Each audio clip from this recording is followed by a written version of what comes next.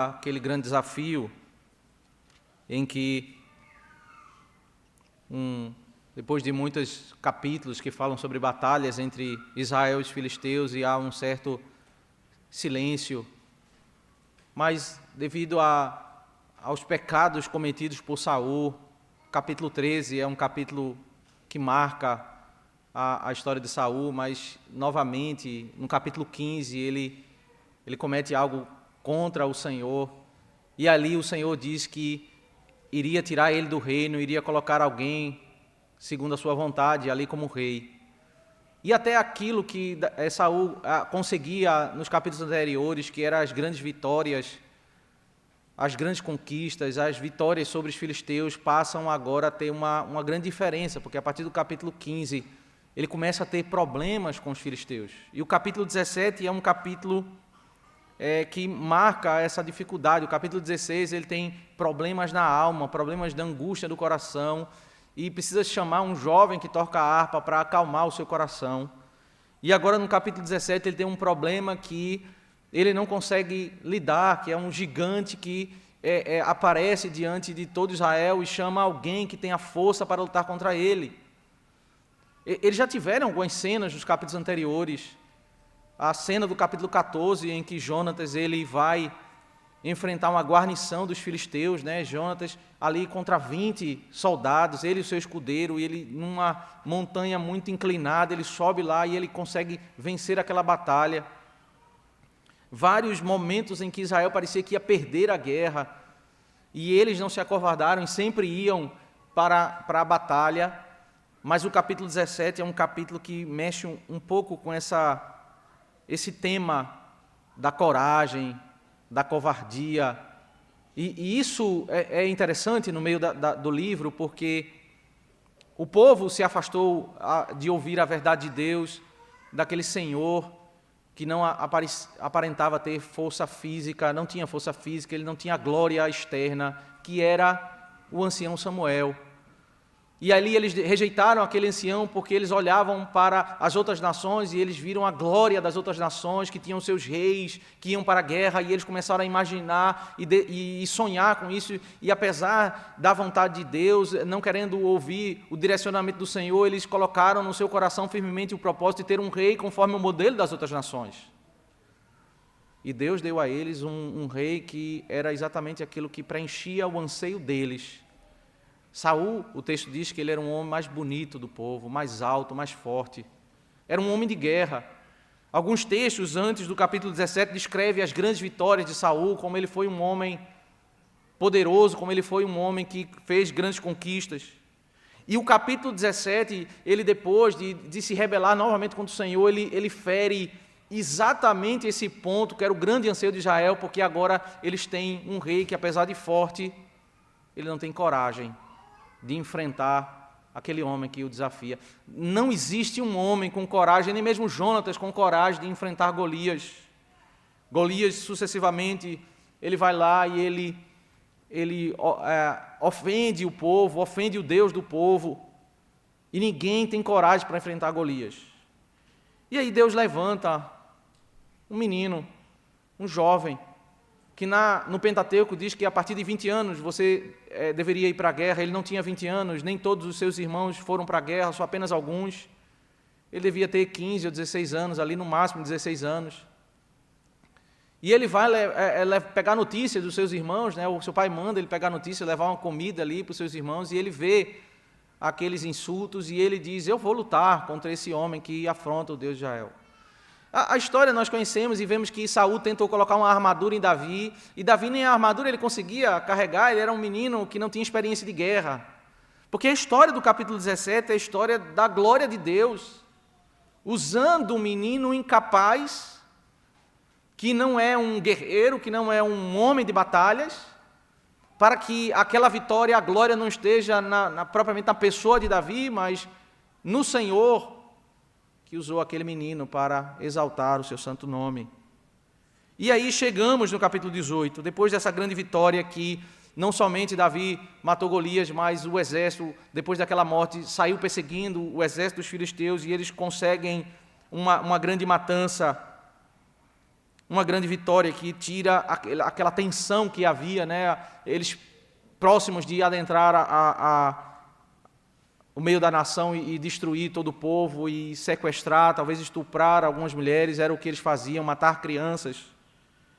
E aqui no capítulo 18 nós temos, do verso 1 ao verso 5, a reação que Jonatas tem diante dessa grande vitória que Davi realizou pela mão do Senhor. E do verso 6 ao verso 30, a reação de Saul diante dessa grande vitória que o Senhor fez por meio de Davi. São exatamente dois caminhos completamente opostos, pai e filho, Saul e Jonatas.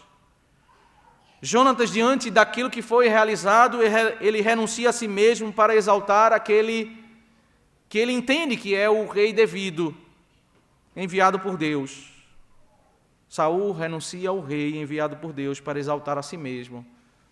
Ele não está preocupado com a vitória, com os benefícios. O que ele se preocupa é com a sua própria glória. Jonatas reconhece a sua inferioridade, e olha que, se você estudou o capítulo 14 de 1 Samuel, sabe que Jonatas é um grande guerreiro. Mas quando comparado com a cena do capítulo 17, ele percebe que ele é inferior àquilo que Deus fez por meio de Davi. Enquanto que Saul, apesar de não ter tido coragem, ele vai fazer toda uma defesa da sua própria glória, usando ódio, usando malícia, para não atribuir ao Senhor a glória devida ao seu santo nome. O verso 1 ao verso 5 que nós lemos, precisamos entender o que está por trás dessa reação de Jonatas e de querer uma aliança com Davi, de querer reconhecer e se alegrar na vitória de Davi. O que está por trás é olhar para aquele que age como um grande guerreiro no meio de um povo que rejeitou Samuel e queria um grande guerreiro. E eles olharam tudo, encontraram a satisfação no coração deles na pessoa de Saul. Jonatas estava olhando e naturalmente vendo aquele que o povo iria querer como rei, porque ele foi o grande guerreiro do capítulo 17. E Jonatas estava na sucessão direta para ser o rei, ele era o próximo rei. O primeiro monarca é Saul e naturalmente o segundo rei seria Jonatas. E ele olha para aquela cena, ele teria que escolher entre o seu próprio merecimento, dizer que ele merecia ser o rei, ou ele renunciar e olhar para Davi como aquele que representa Cristo e dizer que ele que era o rei devido, levantado pelo Senhor. Por isso o versículo 1 diz: sucedeu que, acabando Davi de falar com Saul, a alma de Jonatas se ligou com a de Davi, e Jonatas o amou como a sua própria alma. A obra de Davi está alinhada com o que está por trás do coração de Jonatas. O seu ideal no capítulo 14, que é o bem do povo. E ele olha para Davi, e ele ama a Davi, ele não tem inveja, ele não disputa com Davi, porque ele entende que Davi é exatamente esse rei levantado pelo Senhor, ele que tem de fato... foi escolhido pelo Senhor, e ele quem deve estar ali, não é Jonatas. Jonatas entende que diante de Davi ele não deve assumir essa posição. O olhar de Jonatas, como vai ficar evidente a partir do verso 3 e verso 4, ele está preocupado com a vontade do Senhor, ele está preocupado em reconhecer a glória de Cristo e a sua inferioridade, em renunciar talvez aos grandes, os cânticos que poderiam ter sido feitos, as histórias que foram contadas por causa daquele grande feito que ele fez no capítulo 14. Ele está se despindo e reconhecendo a glória naquele que representa Cristo. Mas aí o versículo 2, como fazendo um contraponto à atitude de Jonatas, pontua agora a atitude de Saul, que diz: Saul naquele dia o tomou e não lhe permitiu que tornasse para a casa de seu pai. É interessante que, se você atentou para o capítulo 17, na história da batalha de Davi com Golias, quando ele volta da vitória, Saul olha para o general e diz assim, esse menino é filho de quem? De onde ele vem? Isso é interessante, essa pergunta, porque nos capítulos anteriores, no meio da crise que ele teve, foi orientado que ele chamasse um menino que era conhecido por tocar a harpa, que era o filho de Jessé. Essa informação foi dada para Saul sobre quem ele era, mas não tinha tanta importância para Saul, porque ele estava ali para tocar, para acalmar os problemas do coração dele. E Saul ele é apresentado no texto bíblico como alguém que está preocupado com o poder, com guerra, com conquistas. Esse menino que toca a harpa, que foi chamado para o palácio, ele, vez por outra, era mandado para voltar para a casa do pai, ele não permanecia. E agora, no verso 2, diz que depois que ele volta da batalha, Saul mandou que ele ficasse permanentemente. Agora ele olha para Davi e ele vê relevância na pessoa de Davi. Quando Davi chegou no palácio, as descrições sobre a pessoa de Davi são virtudes espirituais. Fala que ele era um menino que se comportava bem, era um menino temente ao Senhor, era alguém que estava ali para tocar a harpa, para ajudar ele, para o bem da alma dele. Mas ele não se preocupa com isso, ele é alguém que se preocupava somente com as conquistas, com a guerra, com o poder, com as vitórias. A alma de Jonatas se apegou à alma de Davi porque eles tinham o mesmo propósito. Em primeiro lugar, eu penso que precisamos refletir um pouco, meus irmãos, sobre esse conceito da amizade, da proximidade, da intimidade. E o que é que nos leva a nós estarmos, profundamente alinhados com certas pessoas? Nós devemos ser amigos de todas as pessoas, certamente, amar todas as pessoas e proclamar o Evangelho a todas as pessoas. Mas algumas pessoas ficam tão alinhadas com pessoas com ideais opostos e chegam até a contrair matrimônio com pessoas que não têm a mesma fé. E além do ponto de ser pecado o casamento misto, mas o que nos chama a atenção é como é possível pessoas com ideais tão opostos, elas andarem tão próximas, elas estarem tão alinhadas. Isso evidencia exatamente problemas maiores, onde é que andamos, a conversas que temos, a nossa proximidade. E nisso, Jonatas mostra que ele está alinhado com Davi, ele ama a Davi como a sua própria alma, porque, evidentemente, o verso 3 e 4 vai nos mostrar porque a vontade dele é glorificar o nome do Senhor. O verso 3 diz, Jonatas e Davi fizeram aliança porque Jonatas o amava como a sua própria alma.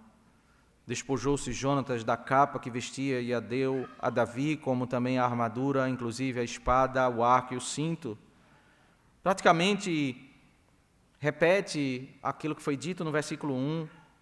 Os comentaristas eles dizem o seguinte, que esse ato de a arma de guerra, as vestes, elas representam a pessoa e a sua posição.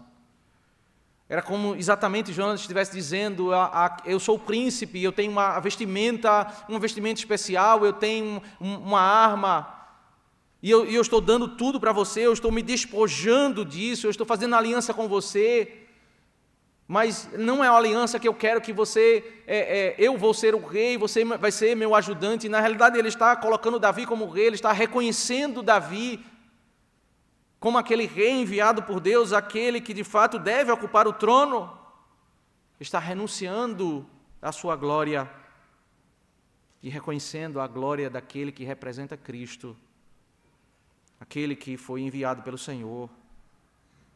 Foi exaltado pelo Senhor, aquilo que o Senhor disse a Samuel, é exatamente aquilo que está no ato de Jonatas.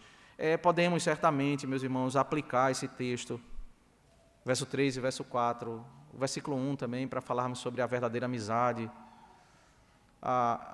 Pessoas que muitas vezes se dizem amigos e elas têm inveja, elas têm mágoa, elas cobiçam as coisas das outras, elas não se alegram com a vitória das outras pessoas, isso são marcas da falsa amizade. E não é isso que nós vemos aqui, a amizade de Jonatas ela é verdadeira, ela se alegra com a vitória de Davi. Mas me parece que o ponto maior da narrativa não é pensarmos sobre o tema da amizade, mas o tema de alguém que quer andar em comunhão com aquele que representa Cristo, que nos ensina sobre como nós devemos andar em comunhão com Cristo. E para andarmos em comunhão com Cristo, nós precisamos nos despir da nossa glória e precisamos reconhecer a glória de Cristo. Como temos dificuldade quando nós, muitas vezes, na nossa leitura bíblica, quando nós somos confrontados de reconhecer falhas, porque nós temos o coração pecaminoso, o coração inclinado para o mal, nós temos dificuldade de reconhecermos erros, porque nós não queremos nos despir da nossa glória. Nós não queremos, muitas vezes temos dificuldade, até quando estamos em silêncio, em oração com Deus, de dizer que nós temos feito isso ou aquilo, e que aquelas atitudes não foram corretas diante de Deus. E essa dificuldade que nós temos é exatamente porque nós temos dificuldade de dizer: Senhor, Tu és o Rei da Glória e eu sou imperfeito.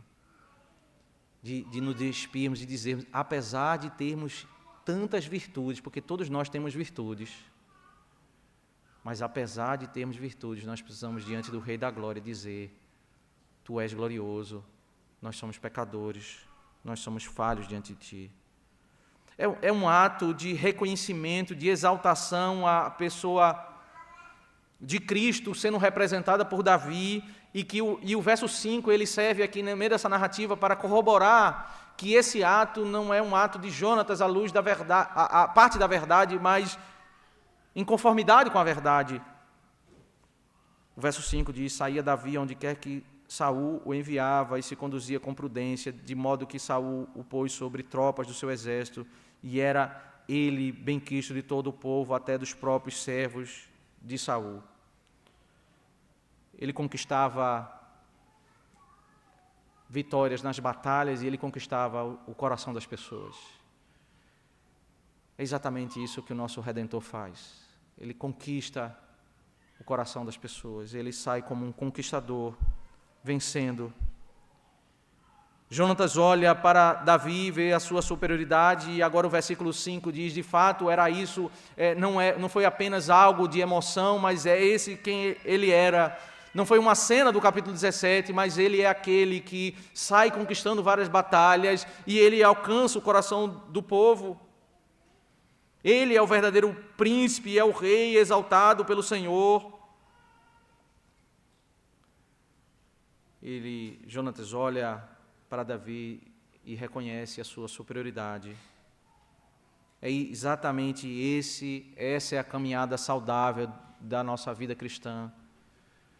Nós olharmos para Cristo, reconhecermos a sua superioridade, porque não nos enganemos, nós teimamos em reconhecer essa superioridade em nossos atos. Quando nós estamos felizes, e a gente vai ver isso com Saul, ele está feliz com a vitória de Davi, mas quando o cântico fala da superioridade e mostra um problema de inferioridade de Saul, aí mexe com o orgulho dele. Quando a palavra de Deus confronta os nossos corações, muitas vezes nós não nos despimos diante da verdade de Deus, reconhecendo a glória de Cristo. O nosso anseio deve ser o anseio de Jonatas, de fazer tudo o que está diante dele, rapidamente renunciar tudo aquilo que pode parecer como lucro. Como seria a vida do próximo rei? Os benefícios que envolvia a vida no palácio, a vida do rei. Quando o povo escolhe ter um rei, o Senhor diz a Samuel, e Samuel vai dizer ao povo que uma das implicações disso é que eles teriam que dar as melhores comidas para o rei, os melhores trabalhadores para o rei. Havia muitos benefícios em ser rei, em viver ali perto do rei, em termos ali de que eles iriam usufruir, e Jonatas está renunciando tudo isso por causa da verdade, porque de fato ele olha para aquele que agiu no capítulo 17 e ele vê a superioridade daquele que representa Cristo, e ele, com a verdade, ele faz aliança com Davi. Aí o texto tem a intenção claramente de nos mostrar o caminho contrário, a partir do versículo 6. A reação de ódio de Saul, do verso 6 ao verso 16. Observe o versículo 8, diz: Então Saul se indignou muito, pois essas palavras lhe desagradaram em extremo. Ele mostra o ódio dele. O versículo 9 diz: Daquele dia em diante Saul não via Davi com bons olhos. O ódio no seu coração. O versículo 11, uma tentativa de assassinato. O verso 11 diz que arrojou dizendo: Encravarei a Davi na parede, porém Davi se desviou dele por 2 vezes. O versículo 13, pelo que Saul afastou de si, o pôs por chefe de 1000. Ele manda Davi trabalhar num lugar distante dele, ele não tem prazer mais na presença de Davi, porque o seu coração está tomado de ódio. E tudo isso tem como ponto de partida, meus irmãos, o versículo 6 e o versículo 7. Até então, Saul se alegrou na vitória de Davi, Saul conversou com o general e pediu para que ele fosse trazido. Tem um momento ali particular com o rei, ele se alegra, a euforia no meio da nação por causa da vitória de Davi, inclusive a alegria no coração de Saul. Saul talvez estava pensando que possivelmente iria perder o reino se aquele grande exército invadisse e lutasse contra Israel. Talvez ele seria exposto a uma vitória, uma derrota vergonhosa, se ele assumisse ali a lutar contra Golias, um homem muito mais forte do que ele. O versículo 6 diz: Sucedeu, porém, que vindo Saul e seu exército, e voltando também Davi e feriu os filisteus, as mulheres de todas as cidades de Israel saíram ao encontro do rei Saul, cantando e dançando com tambores, com júbilo e com instrumentos de música. As mulheres se alegravam e, cantando alternadamente, diziam: Saul feriu os seus milhares, porém Davi os seus 10 milhares. As pessoas às vezes discutem sobre esses versículos, né, sobre o fato de tocar vários instrumentos, cantar e dançar, né, fazer alegria, e as pessoas tentam ter alguma perspectiva de que isso é por isso que as pessoas podem cantar e dançar no culto, né, e ignoram todo o contexto da passagem, que o que nós temos não é um culto, não é de fato um momento festivo, é um momento de muita alegria, de euforia. Esse é o ponto, é um momento de euforia, mas eles estão voltando da batalha e encontrando o povo.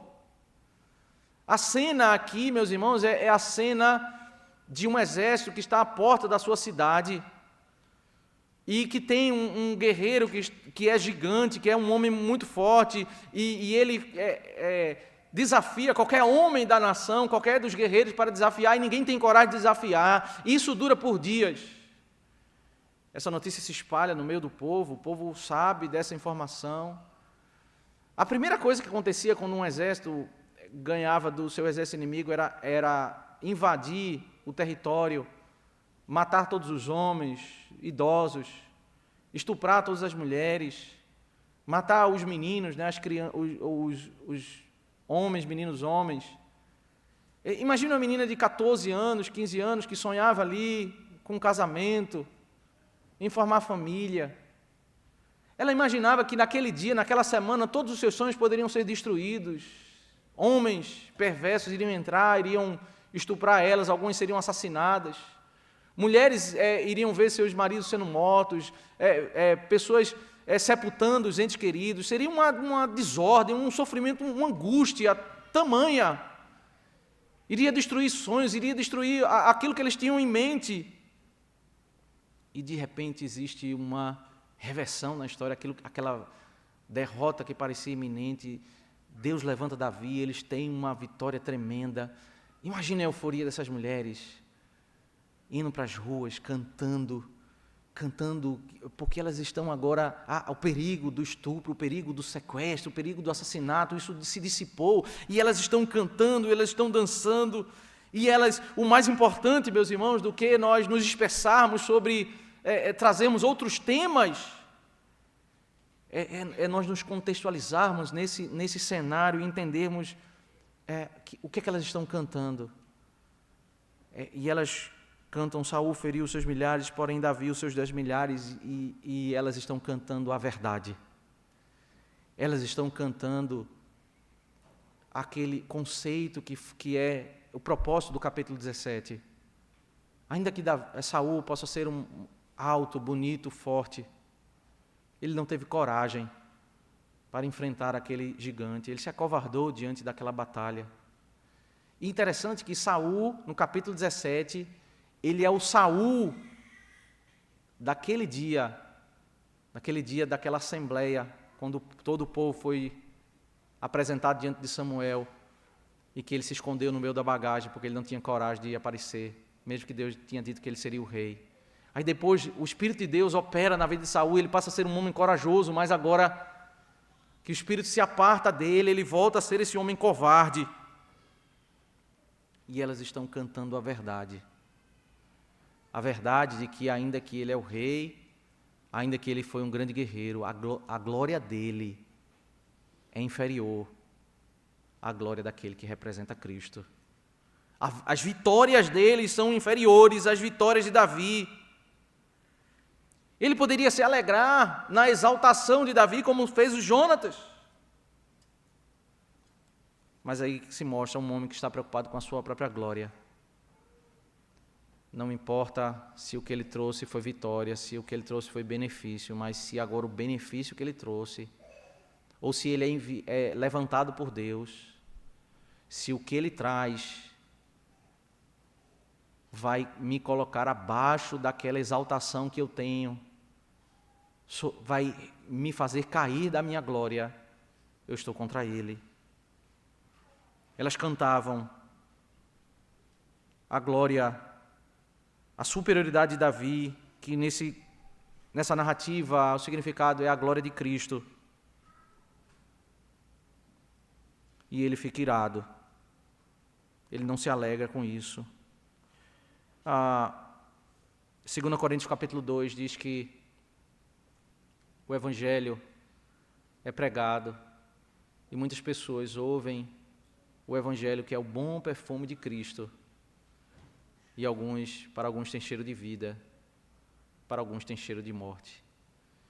O ímpio, quando ele ouve o Evangelho, nós falamos da graça, da bondade, mas nós falamos de que o Evangelho é a solução para um problema, o problema do pecado.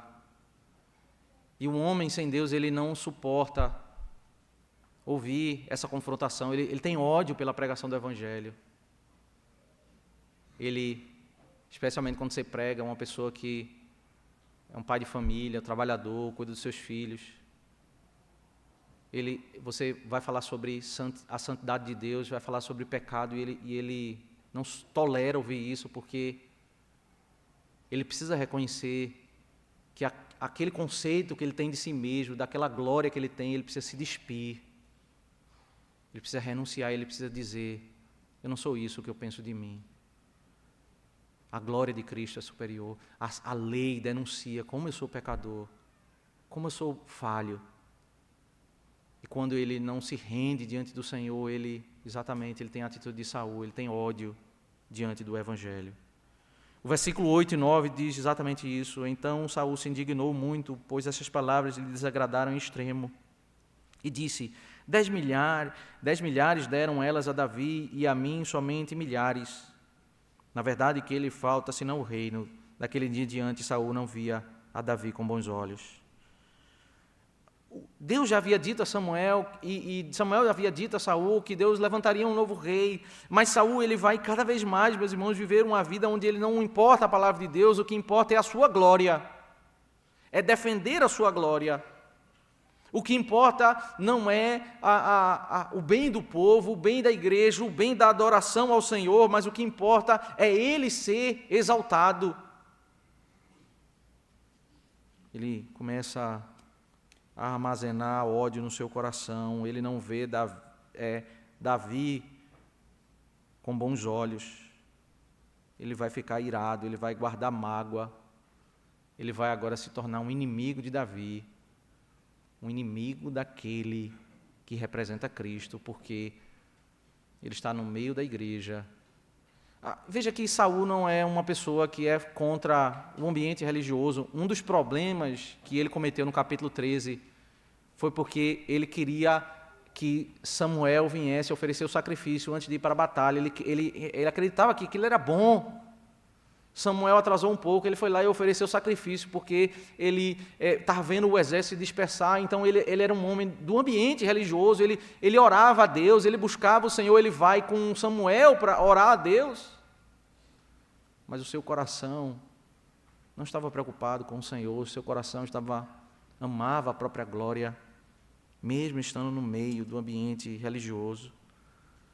Ele fica irado com aquela pessoa que aparece, que é levantada por Deus, que denuncia a sua fraqueza, que denuncia a sua inferioridade.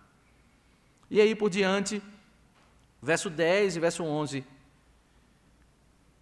nós vemos nesse versículo aqui vários ensinos que falam sobre soberania de Deus, justiça, juízo, sobre pecado.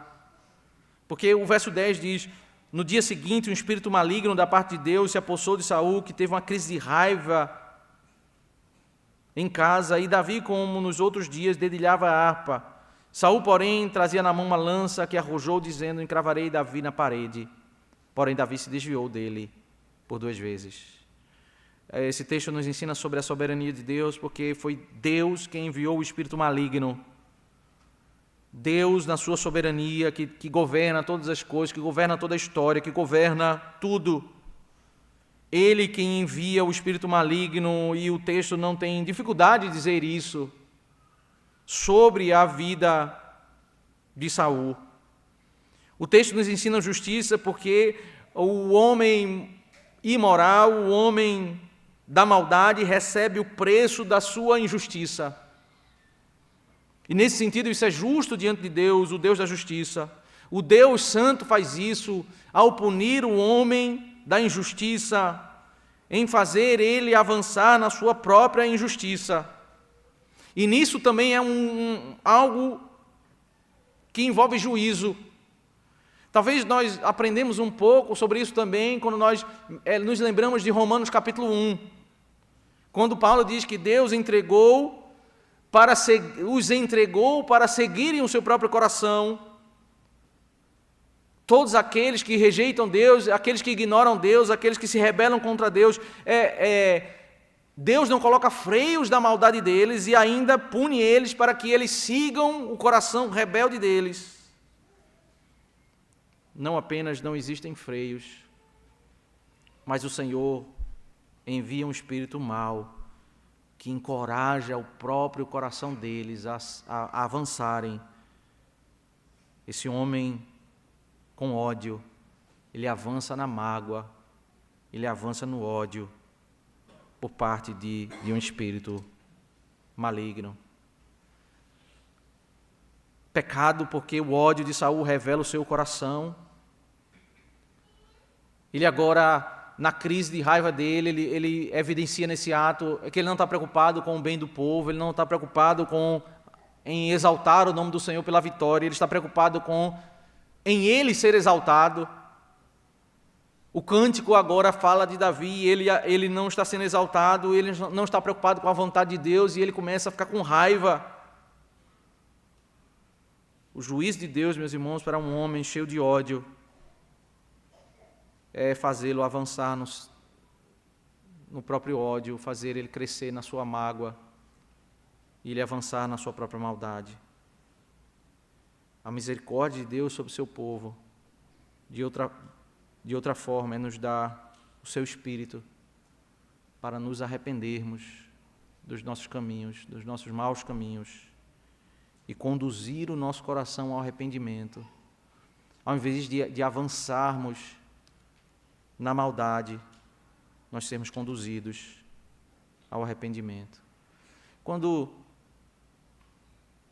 a mágoa começa a tomar conta do nosso coração, nós precisamos saber governar o nosso coração, ensinar o nosso coração, para que ele renuncie o seu pecado e isso não cresça, não crie raízes. E mais nós tentemos justificar ou argumentar diante daquilo que vai cada vez mais destruir a nossa alma. O salmista Davi, ele orava ao Senhor, ele dizia: por que estás abatido, ó minha alma? Esse exercício, meus irmãos, de na oração fazer a leitura correta do que está no nosso coração e não justificar o nosso coração dizendo nós estamos corretos por pensarmos assim ou assim. Mas o que Davi está fazendo nessa oração, ele está dizendo: o meu coração ele está triste, mas ele não deveria estar triste. E ele começa a confrontar o próprio coração dizendo: pare de ficar triste. Muitas vezes o nosso coração começa a guardar mágoa das pessoas, começa a guardar um peso, e aquilo ali, se não for tratado por uma palavra, por uma brincadeira, por uma situação, aquilo ali vai criar raiz de amargura. E em nossa oração, a primeira coisa que nós precisamos fazer não é justificar aquilo que está errado, tentar levantar argumentos, mas é, em primeiro lugar, reconhecer: eu estou com um sentimento que está equivocado, eu preciso orar e trabalhar nisso. Talvez eu não vou conseguir resolver isso em 1 ou 2 dias.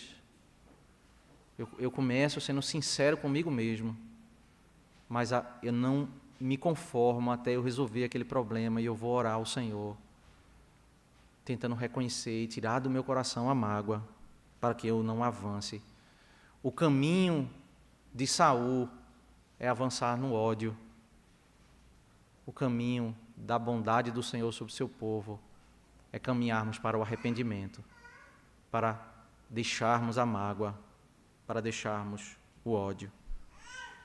E aí, meus irmãos, esse caminho da mágoa de Saul, nós temos agora o verso 12 e o verso 16, que descreve um pouco esse coração totalmente distante do Senhor da vida de Saul, que diz: Saul temia Davi porque o Senhor era com este e se tinha retirado de Saul. Pelo que Saul afastou de si, pôs por chefe de 1000, ele fazia saídas e entradas militares diante do povo. Davi lograva êxito em todos os seus empreendimentos, pois o Senhor era com ele. Então, vendo Saul que Davi lograva bom êxito, tinha medo dele. Porém, todo Israel e Judá amavam Davi, porquanto fazia saídas e entradas militares diante deles. Esse homem, o medo que ele tem não é porque Davi tivesse uma força maior que ele era muito mais forte que Davi. Mas o medo dele é porque ele via a mão de Deus e agora ele vê com preocupação ele perder o reino. Esse homem está com o coração totalmente contra a igreja, contra a vontade de Deus, contra o que é a vontade de Deus, servir ao Senhor. Ele se preocupa com a sua própria glória. Essa é a vida de Saul. Ele tentou resolver os seus problemas no ódio, pegando uma lança, tirando a vida de Davi, não conseguiu. Agora, a outra faceta da sua maldade, tendo a mesma raiz, né? A mágoa, ela por vezes evidencia em atos de ira, e por vezes ela evidencia em atos, palavras maliciosas, né? Atitudes maliciosas, aquela maldade encoberta. O verso 17 ao 19 diz exatamente isso, quando ele não se preocupa com a verdade, segue pelo caminho da malícia.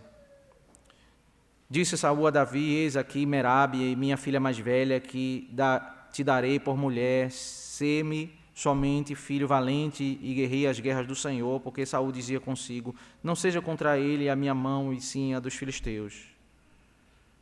Respondeu Davi a Saul: quem sou eu e quem é a minha vida e a família do meu pai em Israel para vir a ser genro do rei?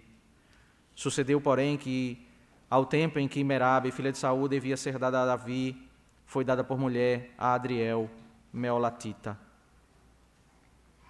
A narrativa ao longo do capítulo vai evidenciar, vai nos dizer o que é que ele queria. Ele queria estabelecer um dote em que colocasse Davi exposto a uma guerra e que naquela guerra talvez ele fosse morto pelos filisteus e e ninguém fizesse uma relação entre a pessoa de Saul e a morte de Davi. Ele queria a morte de Davi, mas ele queria fazer isso maliciosamente e envolver isso, o casamento da sua própria filha. Ele promete, ele não se preocupa em mentir, em fazer falsas promessas. Ele é o rei do povo do Senhor, mas ele se parece com aquele que é o pai da mentira. Ele faz a proposta de casamento e ele talvez espera que Davi tivesse o coração que ele tem, um homem que se preocupa com glória, com poder, com honra. Ele oferece a sua filha em casamento e Davi diz: quem sou eu? Ele encontra um jovem humilde, um jovem que não tem essa ambição, que não tem esse anseio da glória do palácio. Quem sou eu? Mais à frente, Davi vai dizer: olha, existe um padrão para o casamento no meio da monarquia, que é pagar um grande dote. Eu sou um homem pobre, eu não tenho condições de fazer isso. É a realidade dele.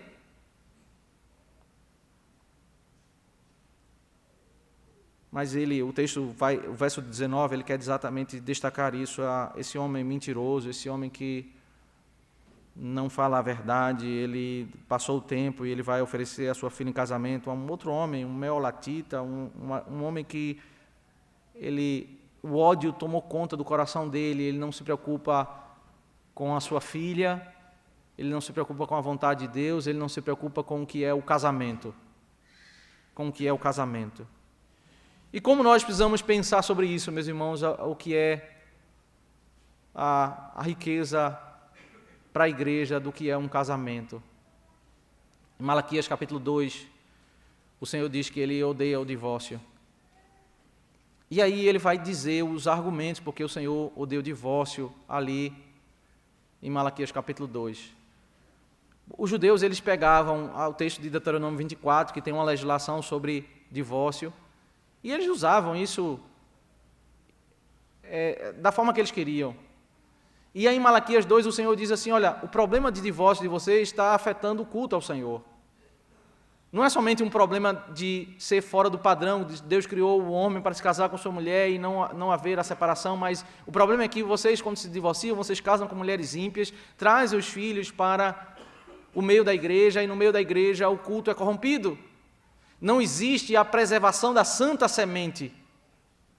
E, meus irmãos, o divórcio por si só ele é um caminho errado, mas o ponto de Malaquias 2 é dizer o seguinte: olha, quando nós desprezamos esse conceito do que é o casamento, nós estamos não entendendo que o propósito de formar famílias, de termos filhos e educar eles no caminho do Senhor, não é um projeto à parte da nossa vida espiritual, ele é um projeto para o bem da igreja, para o bem do povo de Deus. Nós vamos ensinar a fé aos nossos filhos, para que ele ensine aos nossos netos, para que a santa semente seja preservada e Deus seja exaltado. Então, quando alguém não usa o casamento de modo devido, a sua decisão, e ele faz parte do meio do povo de Deus, isso inevitavelmente vai afetar a igreja. Vai afetar a vida dos nossos filhos, dos nossos netos. Vai afetar o caminho por onde eles vão andar, o que eles vão ouvir. E Malaquias traz exatamente esse conceito, e Saul agora ele está casando a sua filha com um outro homem fora do propósito do Senhor, porque é mais uma evidência, ele não se preocupa com o Senhor, com a vontade de Deus, com o bem da igreja. Mas agora no versículo 20 diz: mas Mical, a outra filha de Saul, amava a Davi, contaram-no a Saul, isso lhe agradou. Disse Saul: eu lhe a darei para que ela sirva de laço e para que a mão dos filisteus venha a ser contra ele. Pelo que Saul disse a Davi: com esta segunda serás hoje meu genro. Muitas características de Saul, da sua maldade, a sua malícia se evidencia, ele usa a mentira, né? Ele promete algo maliciosamente, mas ele é um mentiroso. E uma das outras características que nós vemos aqui, do verso 20 em diante, é o seu egoísmo. A outra filha de Saul amava a Davi, ela queria casar, ela queria formar família, ela tinha sonhos, tinha projetos, como toda mulher e homem, sobre o casamento. Mas esse homem é tão egoísta que ele iria destruir os sonhos da sua filha. Ele iria usar a sua filha para matar a Davi, e não importa se ela iria chorar, se ela iria sofrer, porque ele vive a sua vida agora como um fim em si mesmo. E o egoísmo, meus irmãos, ele é um problema muito grave, porque a vida do egoísta, ele é o Deus e o adorador da sua própria vida. O egoísta, ele diz assim, eu estou com vontade de fazer isso, eu vou fazer. O meu coração quer isso, eu faço isso. Porque o que rege a sua vida é o seu próprio coração. E aí o apóstolo Paulo, ao instruir as famílias no casamento, ele fala para as esposas a sua responsabilidade em Efésios 5 e fala para os maridos. E diz assim, maridos, amem as suas esposas como Cristo amou a igreja. A mulher precisa amar o marido também. Mas o ponto ali da instrução não é amor em aspecto geral, mas é um aspecto que ele está ressaltando para que haja a solução daqueles conflitos. E ele vai exemplificar dizendo como Cristo amou a igreja. O apóstolo Paulo está dizendo, maridos, sejam altruístas. Cristo foi aquele que deu a sua vida para morrer em favor da igreja. Vocês precisam amar as suas esposas. Imagine um lar onde não existe respeito, não existe liderança. Geralmente existe briga, né? Ou desleixo ou muitas brigas. As esposas precisam respeitar os maridos, a liderança dos maridos. Agora imagine a vida de uma esposa que vive debaixo da liderança de um marido egoísta. Tudo que ele decide não traz benefício para ela e nem benefício para os filhos. Ele é egoísta. Ele tem várias virtudes, mas ele tem um problema, ele é egoísta. Como isso vai doer no coração dela? Como isso vai fazer mal para o casamento? E aí Paulo está destacando exatamente esse aspecto. Como é necessário que os líderes eles não sejam egoístas, porque ele vai tomar decisões, ele vai tomar decisões sobre as finanças da família, sobre algumas decisões que eles vão tomar. E se o egoísmo prevalecer no coração dele, ele jamais vai conseguir conquistar o coração dos filhos, da esposa. Eles sempre vão ver maldade nas decisões dele. Saul é exatamente esse indivíduo. Não importa se é filha, não importa os seus sonhos. E para nós, meus irmãos, nós temos um encorajamento quando nós olhamos para Cristo. Deu a sua própria vida para o bem da igreja, né? Quando os discípulos estavam disputando ali, brigando quem era o maior, né? Ele vai tratar exatamente isso. O maior é aquele que serve. Não seja como as pessoas do mundo que eles ficam disputando poder para ser servido. O princípio no cristianismo, a liderança é uma liderança que serve, uma liderança não egoísta, mas altruísta. Que o Senhor Deus aplique a sua palavra aos nossos corações. Vamos orar ao nosso Deus. Damos graças, ó Deus, por Tua verdade, porque nesse texto nós podemos ver a glória de Cristo, o Evangelho da graça. Vermos, ó Deus, que o Senhor é santo e que nós somos pecadores, mas certamente encontrar esperança, porque em Ti, ó Deus, nós temos perdão, redenção, misericórdia.